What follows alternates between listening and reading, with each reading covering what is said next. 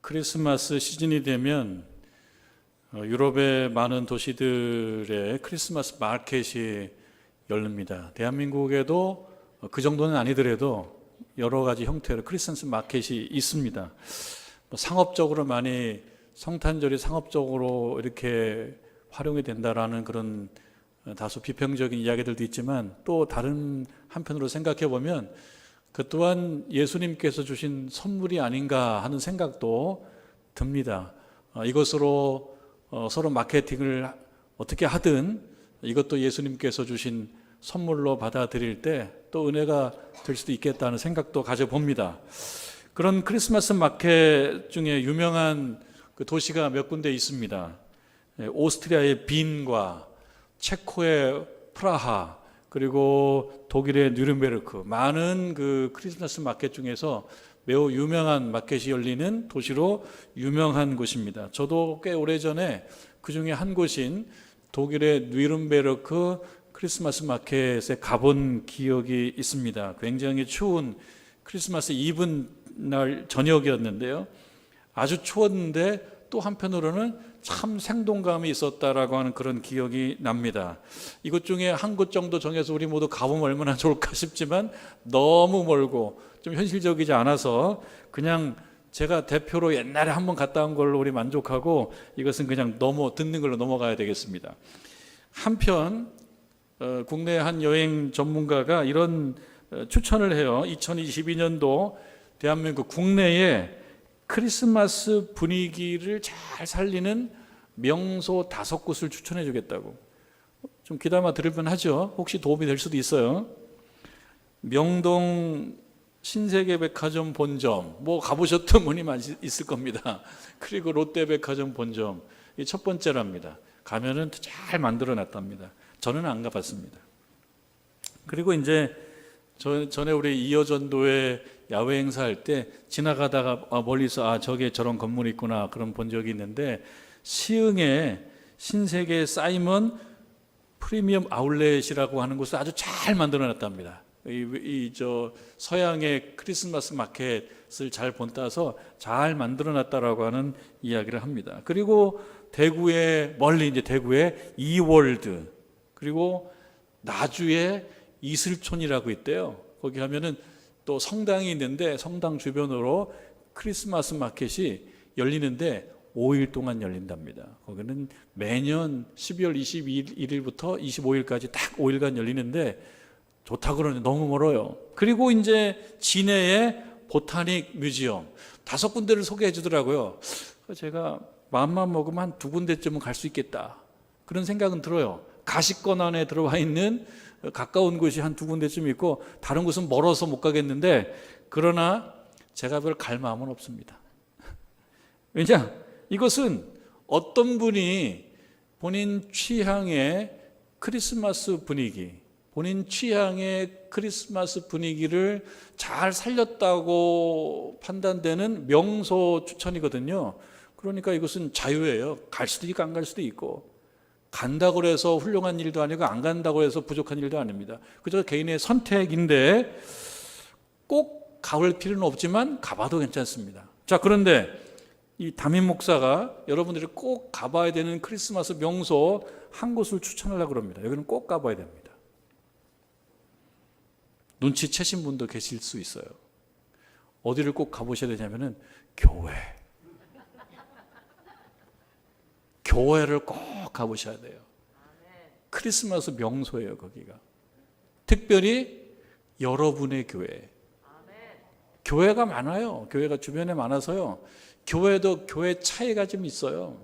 더 잘 이렇게 꾸며놓은 교회도 있는가 하면 매우 좀 부족한 교회도 있고, 다 교회도 달라요. 그러나 여러분들의 교회가 여러분들에게 가장 맞는 크리스마스 명소인 줄로 믿습니다.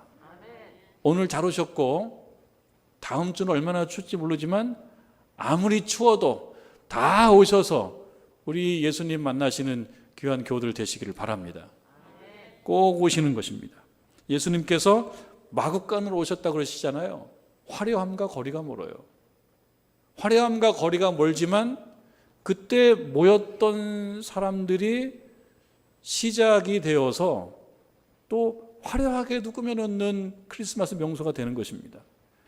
우리 정릉절개 교우 여러분들께서 우리 교회에 오셔서 화려함과 거리가 먼 우리 교회라고 하더라도 우리가 모여서 화려하게 만드는 것입니다. 그래서 크리스마스 명소를 만드는 것, 그것이 신자들에게 요구하시는 우리의 또 사명인 줄로 믿습니다. 꼭 오셔서 우리 예수님 만나시길 바랍니다. 여러분, 대림절 네 번째 주일이고요. 우리는 오늘도 다음 주 성탄절을 기다리고 예수님을 기다리면서 어떻게 기다리는 것이 좋은 기다림인가, 이것을 또 한번 생각해 보고자 하는 것입니다. 진짜, 요즘에는 진짜라고 하는 말을 한 글자로 줄여요. 또 아시죠? 찐이라고. 찐이라는 표현을 써요. 찐 크리스마스 명소. 우리 교회가 명소인데 또 이렇게 가시적으로 눈에 보이지 않는 명소가 또 있습니다. 마태복음 25장의 예수님의 말씀. 그 예수님의 말씀이 또 크리스마스 때, 또 성탄 시즌에 우리가 듣고 생각해 봐야 되는 좋은 예수님의 말씀인 것이죠. 우리 마태복음 25장으로 가보는 거예요. 거기가 명소예요. 마태복음 25장의 말씀은 예수님의 말씀입니다. 우리가 성탄절을 기대하는 것은 예수님 만나 뵙고 예수님 말씀 들으려고 하는 거거든요. 예수님께서 이 땅에 오시고 그리고 성장하셔서 하나님의 일을 잘 감당하시다가 이제 때가 되어서 이곳을 떠나실 때가 되신 거예요. 그 즈음에 제자들에게 주시는 말씀입니다. 그러니까 거의 유언과도 같은 말씀이에요. 가장 마지막에 빠뜨리면 안 되는 그런 말씀이에요. 그때 주신 말씀은 어떤 말씀이냐면 천국에 관한 이야기입니다. 천국에 관한 이야기. 천국 한자인데 풀어보면 하늘천자 나라국자예요. 그래서 하늘나라입니다. 하늘나라. 이거는 헬라어를 그대로 옮긴 겁니다. 하늘나라. 마태복음에서는 하늘나라라고 표현하고요. 마가복음이나 누가복음에서는 하나님 나라라고 표현합니다. 표현은 다르지만 같은 것입니다. 마태복음에서 하나님 나라를 하늘나라로 이렇게 표현한 것은 어떻게 하나님이라고 하는 그 거룩한 이름을 톡톡 부를 수 있어? 라고 하는 그 좀 겸허한 마음으로 하나님 나라를 하늘나라라고 그렇게 표현했다라고 신학자들은 생각을 합니다. 같은 말이에요. 근데 여러분, 하늘나라, 하늘에 얼만큼 올라가면 하늘나라가 있는가요? 비행기 타고 올라가는 것보다는 좀 더 올라가야 될 것 같은데, 거기에는 그저 그냥 구름이 있고 그런 정도인데 더 올라가야 될 것 같은데 조금 어려움이 있습니다. 그래서 하늘나라 하면 내세에 있는 나라, 이렇게 이야기를 많이 하죠. 우리 죽은 다음에 가는 나라. 근데 어떤 현실주의자들은 이건 현실적으로 없으니까 자꾸 내세 쪽으로 하늘나라를 가지고 가는 거 아니야? 이렇게 얘기해서 내세에 있는 천국, 내세의 하나님 나라에 대해서는 별로 얘기하지 않으려고 하는 경향도 있어요. 그러나 여러분, 우리가 죽은 다음에 없어집니까? 우리가 죽은 다음에 없어지지 않는다라고 믿고 있지 않습니까? 돌아간다고 믿고 있지 않습니까? 그 하나님의 나라, 그것도 천국인 거예요. 그러니까 내세에도 하나님 나라가 있고요.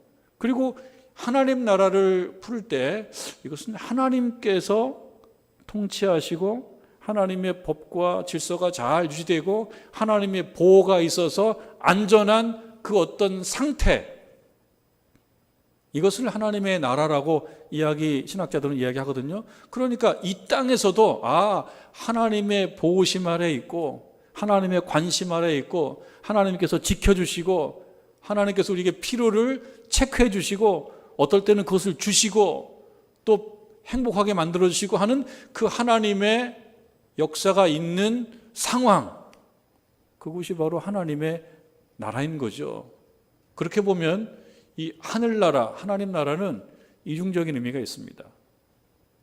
내세적 의미가 있고요, 또 현세적 의미도 동시에 가지고 있는 것입니다. 이 하나님 나라, 이 하늘나라에 대해서 예수님이 말씀하시는 거예요. 핵심은 무엇입니까? 그곳에 거주권을 가져라. 그곳에 시민권을 꼭 가져라. 자칫 그저 시간을 흘려보내가지고 그 시민권을 갖지 못해서 어느 날 보니까 나는 저 밖에 있고 그런 상황 되지 말고 하나님 나라, 하늘나라의 시민권을 꼭 가져라, 획득해라. 이 말씀을 제자들에게 마지막으로 해주시는 거예요. 그러니까 우리들에게도 주시는 말씀 무엇이겠습니까? 정릉제일교회 교우들이요, 하늘나라 천국 시민권을 꼭 획득하시라. 그 말씀을 예수님께서 우리에게 주시는 것입니다. 예수님께서 마국간으로 오셨어요. 낮아지셨어요. 그리고 이제 세상을 떠나실 때가 되신 거예요. 한 3일쯤 지나면은 이제 십자가를 지십니다. 그 상황입니다. 3일쯤 지나면. 그때 제자들에게 천국과 관련된 이야기를 하시면서 우리가 뭐 들어서 그렇게 낯설지 않은, 만약 익숙해 있는 그 두 가지의 비유와 하나의 상황을 전해주시는 거예요. 그 두 가지의 비유 그리고 하나의 상황, 두 가지 비유는 뭐냐면, 여러분 뭐 잘 아십니다. 열 처녀의 비유. 그게 25장 천국장 25장 처음으로 나와 1절부터 13절까지가 열 처녀의 비유예요. 근데 열 처녀가 구분돼요. 5명. 그리고 이 5명과 이 5명도 동질 그룹이고 이쪽 5명도 동질 그룹입니다. 이쪽 5명 열처녀는 신랑을 기다리는데 준비를 잘한 열처녀. 이쪽 5명은 준비를 하기는 하는데 잘 못한, 성실하게 준비를 하지 못해서 나중에 매우 그 마음이 상할 수밖에 없는 그런 5처녀. 이렇게 구분합니다. 그러니까 이 구분은요, 단순한 구분이 아닙니다. 약간 차별적 구분입니다. 차별적 구분. 예수님의 비유이지요. 신랑을 기다리는데 언제 올지 모르니까 준비하고 있으라. 그리고 밤에 오니까 불이 있어야 되니까 불이 유지가 되기 위해서는 기름도 준비하라. 자동차가 있고 연료가 없으면 안 되잖아요. 등만 있고 연료가 없으면 안 되니까 기름도 준비하라. 기름도 준비하고, 그러니까 등도 준비하고 기름도 준비하고 밤에 그냥 막 쿨쿨 잠자지 않는 5명의 그룹. 그리고 이쪽은 등은 있는데 기름이 여유가 없고 또 피곤하다고 그냥 자버리고 그냥 쉬어버리는 5명의 그룹. 그래서 그 부분에 대해서 예수님이 강조하시는 거예요.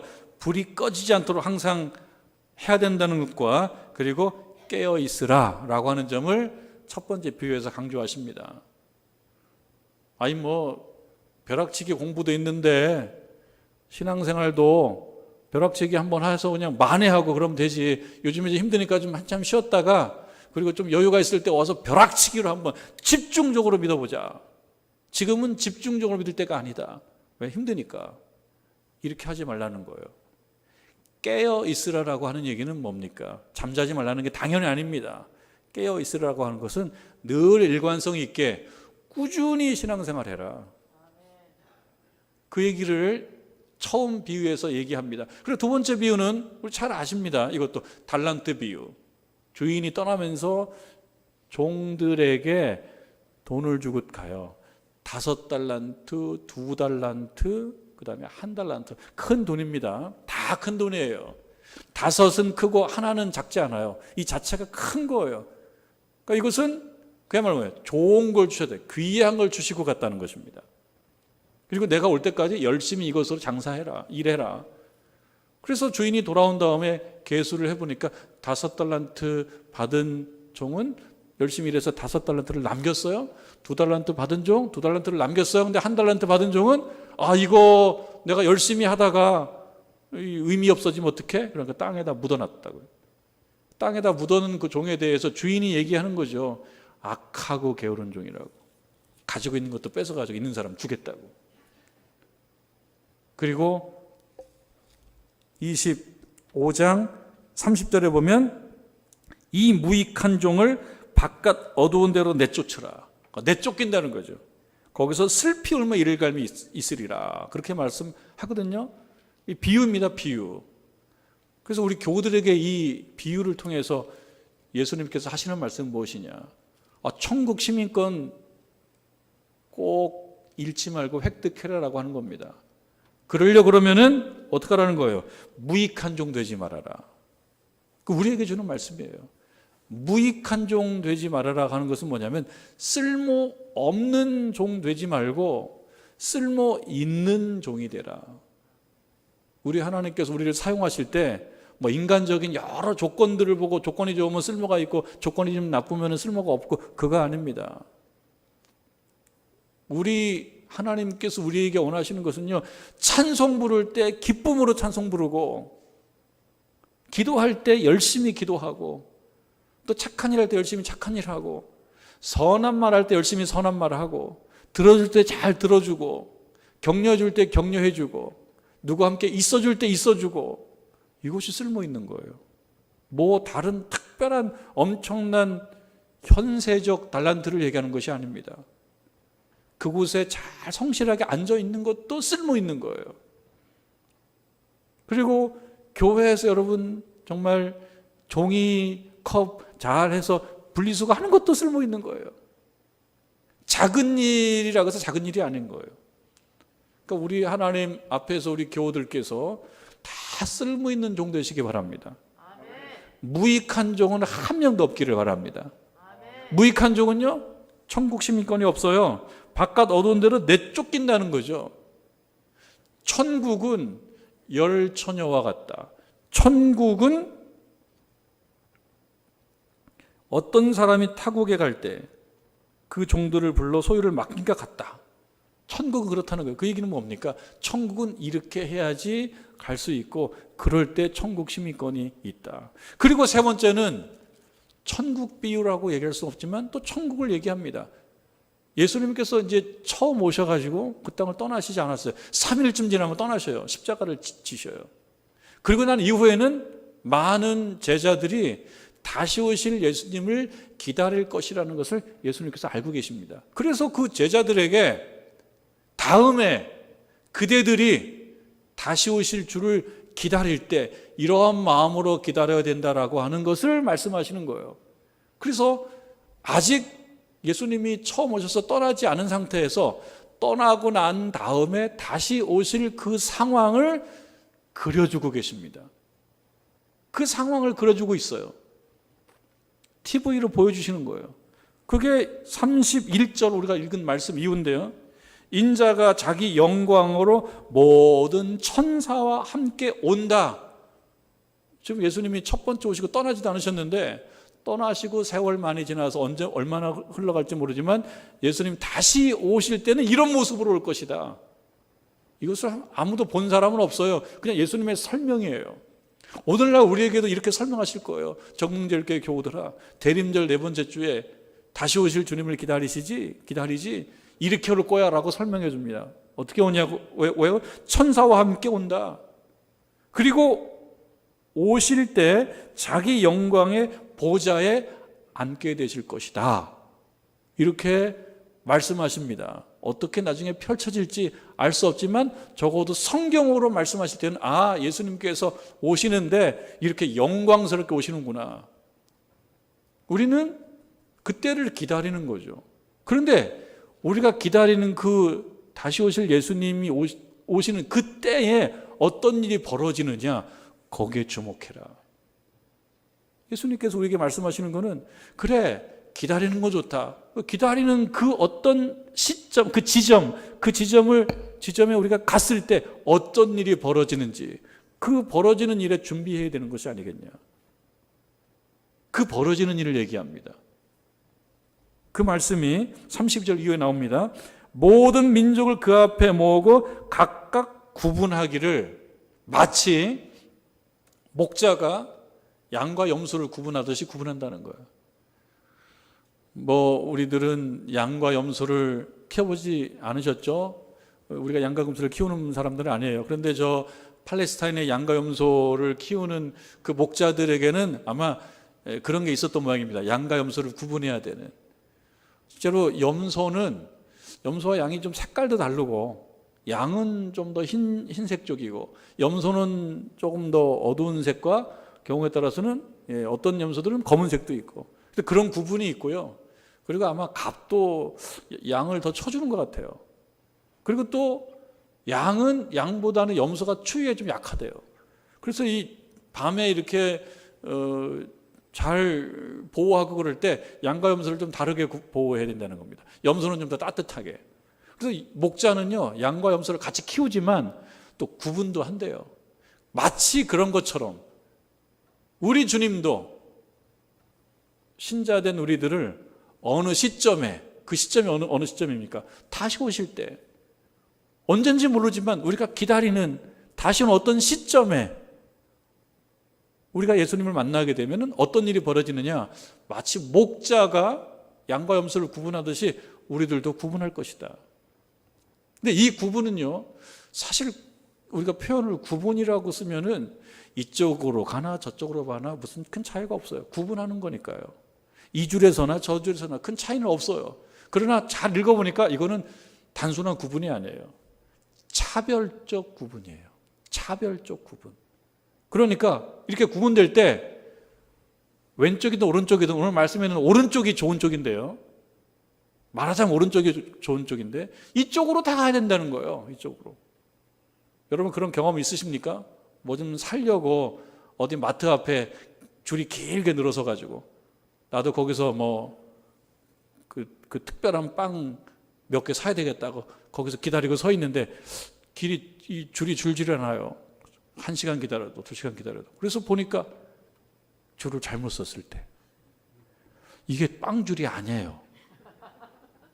그냥 약 올리려고 서 있는 거야. 그런 경우도 있더라고요. 저도 그런 경험이 있습니다. 아니, 이 줄이 그 줄인 줄 알고 기다리고 있었는데 그 줄이 아니에요. 그래서 정신 차리고 저쪽 가서 서게 되는 그런 경험도 있는데요, 오늘 말씀이 그런 말씀인 거예요. 우리는 이쪽에 속하기 위해서 열심히 신앙생활을 했다고 했는데 나중에 보니까 잘못됐어요. 그래서 우리 예수님께서 말씀하시는 거는, 그 예수님 오실 때 어떤 일이 벌어지냐면 양과 염소를 구분하듯이 우리를 다 구분할 건데 이쪽으로 구분되기를 바란다는 겁니다. 그러면서 말씀하시는 거예요. 34절, 그때의 임금이, 비유인 거예요. 그때 임금이 한쪽은, 한 그룹은 오른편, 한 그룹은 왼편으로 구분했어요. 그리고 이제 여기 나오는 오른편이라고 얘기하는 의인 그룹을 향하여 얘기합니다. 그대들이 나에게 참 잘했다. 그래서 그대들은 오른편에 있는 것이다. 뭘 잘했냐면, 근데 그것이 이제 35절 말씀이에요. 내가 줄일 때에 너희가 먹을 것을 주었고, 목마를 때에 마시게 하였고, 그리고 나그네 되었을 때 영접했고, 헐벗었을 때 옷을 입혀줬고, 병들었을 때에 돌보고 옥에 갇혔을 때에 와서 보았다. 참 나에게 잘했다. 그래서 그대들은 의인 쪽, 오른쪽, 바로 이쪽이야. 그런데 의인 쪽으로 구분된 사람들이 어떤 생각을 하게 되냐면, 나 이렇게 잘한 적이 없는데. 그래서 저는 그렇게 잘한 적이 없어요. 저는 그렇게 잘한 적이 없는데 제가 뭘 잘했다고 제가 어떻게 주님께, 임금님께 제가 뭘 잘했다고 그러십니까? 라고 얘기해요. 여기서 뭘 알 수 있냐면, 그렇게 힘들지 않을 수 있다. 신앙생활 잘하면 자기도 모르는 사이에 잘하고 사는 거예요. 하나님 백성은 자기도 모르는 사이에 하나님께 잘하고 사는 거예요. 그게 막 힘들고 어거지로 하는 게 아니라는, 자연스럽게 되는 거라는 겁니다. 또 하나는 특별 대우를 받기 위해서 어떤 목적을 가지고 착한 일을 하고, 여기서 말씀했던 것처럼 먹을 것 주고 마시게 하고 마실 것 주고 영접하고 그러지 않는다는 겁니다. 뭐 그렇게 막 특별하게 내세우고 그러지 않는다는 거예요. 그냥 그것이 삶인 거예요. 그러니까 얘기하는 거죠. 저희는 주님께 그렇게 잘한 것이 없다고. 그러니까 그때 이 임금님이, 주님이 뭐라고 말씀하시냐면 40절에 결론적인 말씀인 거죠. 내가 진실로 너희에게 이르노니, 이거는 예수님께서 다시 오실 때 벌어지는 그 일, 차별적 구분의 현장에서 의인 쪽으로 분류된 그 그룹을 향하여 주께서 하시는 말씀이에요. 뭐라고 말씀하시냐면, 너희가 여기 내 형제 중에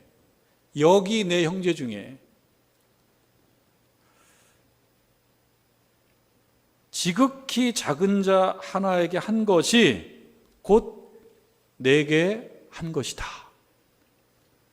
너희들이 인정 안 하고 나한테 뭘 제가 잘해줬는가요? 저는 잘해준 것도 없는데요. 잘 대접해드리지도 못했는데요. 라고 얘기하는 것, 그 말 내가 이해하지만 나는 뭘 보냐면 그대들이 하루하루 살아가면서 오늘 40절 말씀에 여기라고 표현했죠. 여기.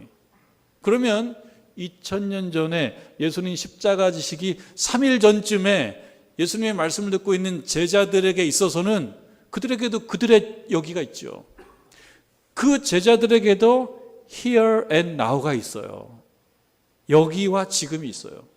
예수님의 말씀을 듣고 있는 그 제자들, 예수님 십자가 지시기 며칠 전에 지금 이 중요한 천국에 대한 말씀을 듣고 있는 그 제자들에게도 here and now가 있어요. 그리고 또 뭡니까? 예수님께서 다시 오실 때 그 앞에서 의인으로 분류된, 구분된 그 의인들에게도 여기라고 하는 것이 있어요. 그 우리들에게도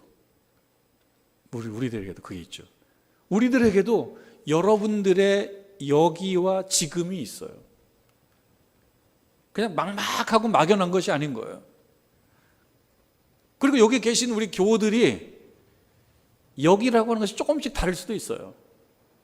여러분들께서 다 여기면 다 똑같은 여기가 아니에요. 오늘 지금 이 시점에 여기는 우리 예배당이지만 여러분들이 예배드리고 한 주를 살아갈 때의 여기는 또 달라져요. 어떤 분은 정릉 1동, 어떤 분은 정릉 2동, 동이 달라져요. 어떤 분은 성북구, 어떤 분은 강북구, 어떤 분은 종로구, 좀 달라져요. 그래서 여기가 조금씩 다른데요. 그곳에서 여러분들이 만나는 사람 중에 그렇게 두드러지지 않은 그 어떤 분을 향하여 잘 대접하고 살펴주고 돌봐줬다면, 그러면 그것이 무엇이라는 겁니까? 나에게 잘해주는 것이라고. 그것으로 인하여 그대들을 내가 이 의인 쪽으로 차별적 구분을 한 것이라고. 그리고 이제 오늘 읽지는 않았습니다만 45절 말씀은 또 반대입니다.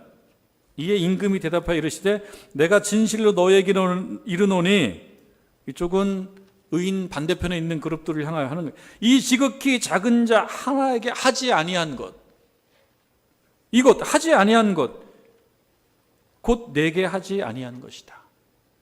여러분들께서 뭡니까? 별로 중요하지 않은 사람, 중요하지 않은 사람, 중요한 사람은 VIP예요. VIP. 중요하지 않은 사람이 있어요. 중요하지 않은 사람. VIP가 아닌 사람, 아닌 취급을 내가 하는 사람을 향해서는 대접을 안 한단 말이죠. 그럼 중요하지 않게 생각한 그 사람이 나일 수가 있다. 여러분들 머릿속에 그분은 별로. 그분은 별로. 그런데 그 별로인 그분이 예수님이면 어떻게 해요? 그러니까 우리들 살면서 어떻게 하라는 겁니까? 누구에게나 좋은 사람, 좋은 일, 의로운 일 하는 존재가 되기 위해서 오늘 하루를 잘 살아라. 구체적으로.